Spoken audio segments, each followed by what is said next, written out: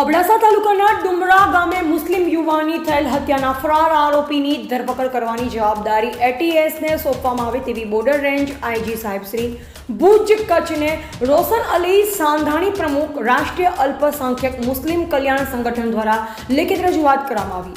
અબડાસા તાલુકાના ડુમરા ગામે તારીખ 11/7/2024ના રોજ મુરહમ ઇરફાન મામદ સુમરાને જાન લેવા હુમલો કરી હત્યા કરી ત્યાંના અસામાજિક તત્વો દ્વારા ગભરાઈ ઈજા પહોંચાડીને માર મારેલ, જેમાં ઇરફાનને ભુજના જીકે જનરલ હોસ્પિટલમાં ખસેડવામાં આવ્યો હતો। ત્યારબાદ વધુ સારવાર માટે અમદાવાદ હોસ્પિટલ લઈ જવામાં આવ્યો। ત્યાં સારવાર દરમિયાન તેમનું મૃત્યુ થયું હતું।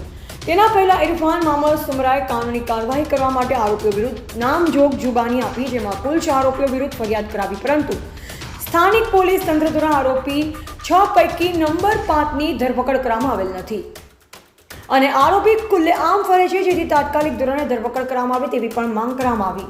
સ્થાનિક પોલીસ દ્વારા 45 દિવસ વીત્યા બાદ પણ હજુ સુધી એક આરોપીની ધરપકડ કરવામાં આવેલ નથી, જેથી એવું પ્રતીત થાય છે કે સ્થાનિક પોલીસ આરોપીને પકડવા માંગતી નથી અને ગુનાહિત લોકોને છારવા માંગતી હોય તેવું પ્રતીત થઈ રહ્યું છે। જેથી જેવી રીતે એટીએસ દ્વારા મુફ્તી સલમાન અઝહરી સાહેબ અને પોલીસ પર હુમલો કરનાર નીતા ચૌધરી ધરપકડના કેસની જેમાં સંપૂર્ણ કેસની જવાબદારી અને આરોપીની ધરપકડની કામગીરી પણ એટીએસને સોંપવામાં આવે તે માટે રોશન અલી સાંધાણી, સિકંદર સમેજા, મૌલાના હુસૈન મંધરા, મૌલાના સલમાન ફેઝી, સુમરા અલી, અસગર તેમજ વિવિધ સામાજિક લોકો દ્વારા રજૂઆત કરવામાં આવી હતી। જય ભારત, જય સંવિધાન। આજે અમે આઈજી સાહેબ બોર્ડર રેન્જ ભુજ કચ્છ મધ્ય આવ્યા છીએ, જે બાબતે કે અબડાસા તાલુકાના ડુમરા ગામે જે 1.5 મહિના પહેલે 11/7/2024ના રોજ એક યુવાનની હત્યા થઈ હતી, જેમાં સામૂહિક લોકો મળીને એને ઢોર મારીને હત્યા કરી હતી। ત્યારબાદ આજે 1.5 મહિનો થયો, જેમાં આજ દી સુધી એમાં 6 આરોપીઓ હતા, જેની જુબાની ખુદ એ મરનાર વ્યક્તિએ આપી હતી। અત્યારે આપણે જોવા જઈએ કે જેની જુબાની હોય, જે કોઈ મરી ગયો હોય, એની જુબાનીના આધાર ઉપર પોલીસ તત્કાલ જેવી રીતે કાર્યવાહી કરતી હોય, પણ આમાં ક્યાં ને ક્યાં એવું દેખાઈ રહ્યું છે કે એમાં ઢીલ દાખવી રહી છે।